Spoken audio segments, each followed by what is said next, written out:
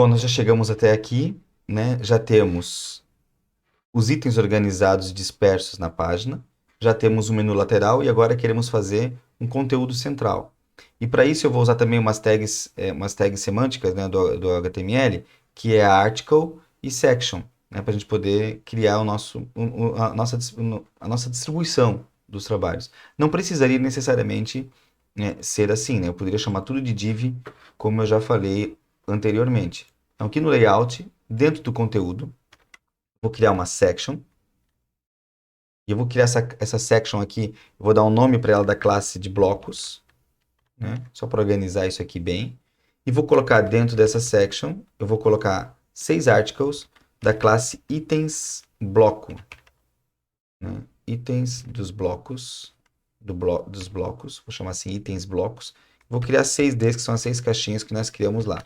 E eu chamarei ela de conteúdo 1, conteúdo 2, conteúdo 3, conteúdo 4, conteúdo 5 e conteúdo 6.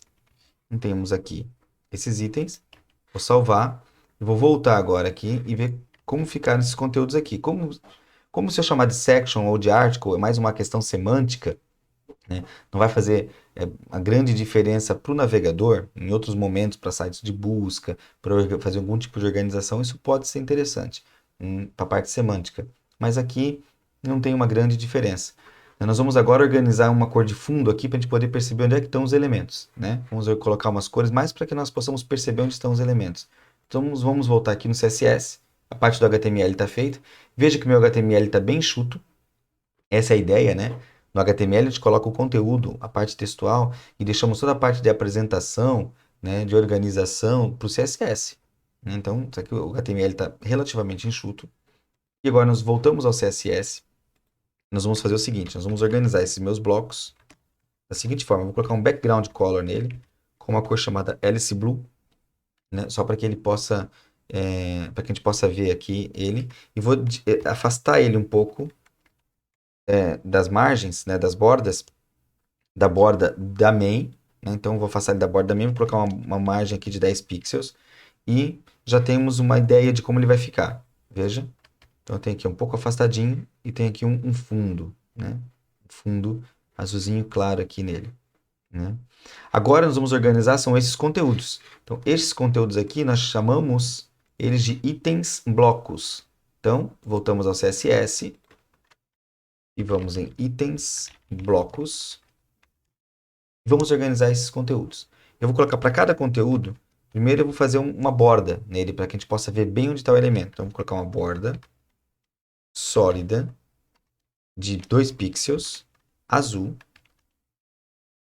Também só para dar um charme ali, utilizar recursos que nós já vimos em outros vídeos, eu vou colocar, arredondar essa borda com um raio de 10 pixels. Então, eu vou salvar isso. Então, eu já tenho um desenho, uma curvinha aqui neles, né? Estão curvadinhos assim com uma borda. Mas não estão espaçados, ainda nada disso. Então o que nós vamos fazer? Nós vamos pegar agora aqui e vamos colocar uma altura de 200 pixels. Então já tenho agora esses elementos com uma certa altura, né? E bom, agora o que nós queremos fazer, eu quero também organizar uma largura mínima nele, né? Então eu quero colocar que a minha largura mínima dele seja de 300 pixels. Como aqui eu não fiz nada, o mínimo é 300, ele vai ocupar toda a largura aqui de 100%, né? Ele vai continuar ocupando tudo, não vai fazer diferença nenhuma. E é agora aqui que vai entrar a mágica do Flex, né? Olha o que nós faremos. Eu vou pegar esses meus conteúdos aqui, esses articles, que são itens bloco, eles estão dentro desse section da classe blocos. Então eu vou pegar essa section da classe blocos e vou falar que ela vai ser apresentada num display Flex. Nós sabemos que o display flex, por padrão, ele tem uma orientação na horizontal. Então, as caixinhas ficarão uma ao lado da outra com uma largura mínima de 300 pixels. Então, ele vai criar uma barra de rolagem para a lateral. Então, veja só, nós vamos salvar isso. Voltaremos aqui. Ele criou caixinhas com tamanho mínimo de 300 pixels com a barra de rolagem para a lateral. Se eu não quiser isso, olha o que eu farei então.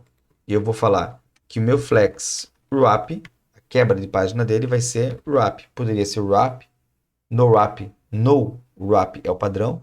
podia ser um wrap reverse, né? Ele quebra de trás para frente, né? Então, primeiro, eu quero quebra de forma reversa. Então, eu vou falar que é o wrap, que é o que geralmente as pessoas querem utilizar quando fazem a quebra de linha. Então, veja, eu já tenho os elementos sendo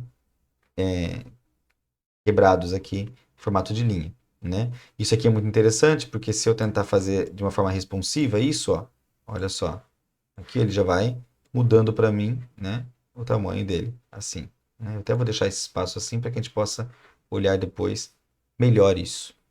Vou deixar aqui um pouquinho mais embelezado isso, né, nos meus itens blocos. Esses itens do bloco aqui, o que eu farei também, eu vou dar uma margem nele para a gente poder espaçar um bloco do outro. Lembra que a margem está externa ao elemento. Então, se eu colocar uma margem de 10 pixels, um bloco vai ficar 10 pixels afastado do outro. Então, dei uma afastadinha aqui neles.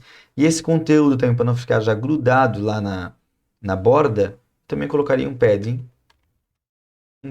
também de 10 pixels. Então, um padding de 10 pixels eu também já coloquei ele aqui. E agora o que falta para mim é o seguinte, ó, veja que eu usei esse conteúdo e no desenho eu tenho duas caixinhas maiores aqui embaixo. E para isso eu posso usar uma propriedade do Flex, que é a Flex Grow, né? Eu quero que o elemento ele possa crescer, né? Então para isso eu posso usar tanto a propriedade Flex Grow como só a propriedade Flex com o primeiro elemento dela dizendo que eu quero que ela expanda, né? Se tiver espaço. Então os itens do bloco, se precisarem expandir, eles podem expandir, né? Se tiver espaço para ele expandir. O tamanho mínimo é de 300 pixels, eu não falo o máximo.